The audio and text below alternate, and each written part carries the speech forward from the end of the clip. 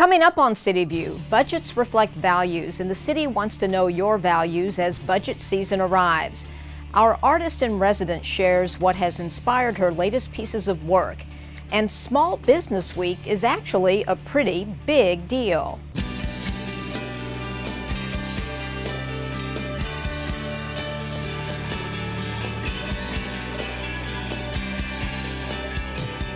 Hi, thanks for joining us. I'm your host, Carol Barish. The City of Austin's Art in Public Places program and Texas Society of Architects have paired up to co-host a series of free quarterly lectures.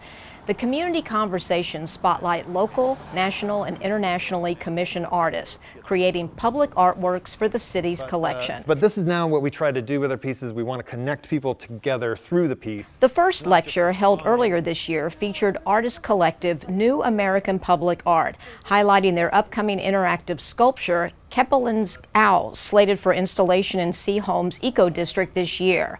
So we talked about polish the bottom part of the ring. But the most recent lecture was given by local Austin artist Bailey Liu, showcasing her 2013 temporary installation Thirst for Lady Bird Lake and her upcoming permanent artwork sited near the Austin Energy District cooling plant.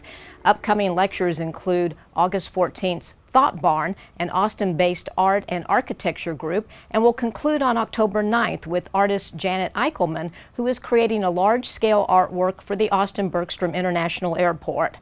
Art in Public Places welcomes the community to an energizing evening filled with highly inspiring artists and lively discussion.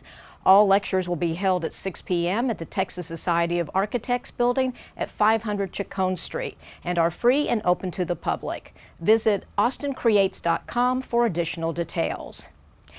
Every year, the City of Austin's Small Business Program celebrates National Small Business Week. That's great, but pay it This off. year's event features 5 days of free classes and events.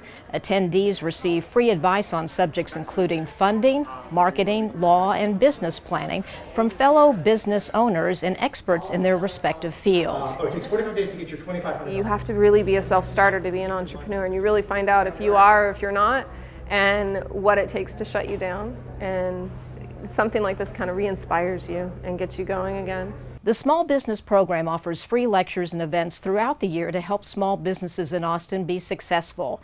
Visit smallbizaustin.org for event schedules and registration. It's budget engagement time again, and this year Austinites have lots of opportunities to provide feedback on city services and the budget. From budget talks out in each City Council district featuring City Council members and City Manager Spencer Cronk to an online information portal and survey, we're taking the budget engagement to all parts of the town.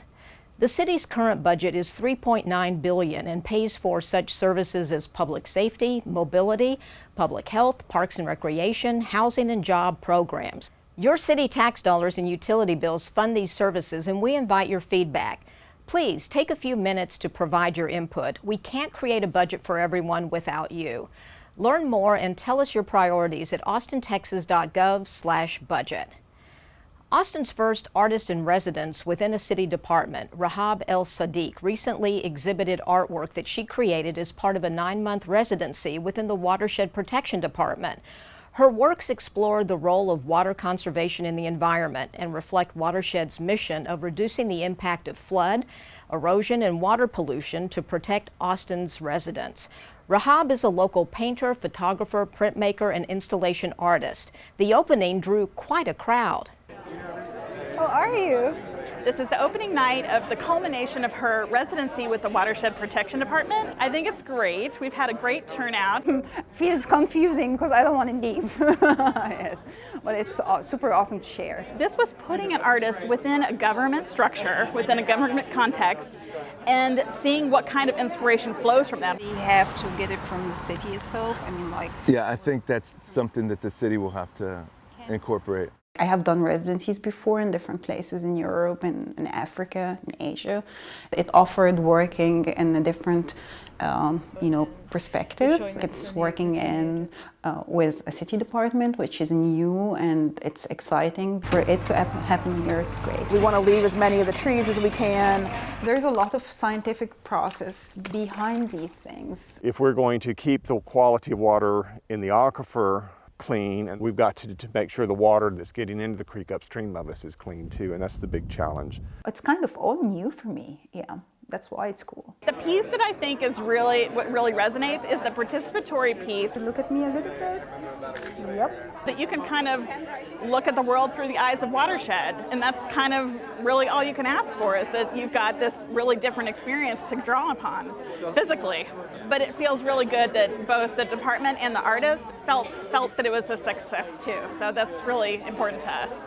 The city is now evaluating this pilot to help inform the next rollout of the Artist in Residence program. Well, that's all for this week's City View. I'm your host, Carol Barish. Our next episode premieres Monday, May 14th. Thanks for watching.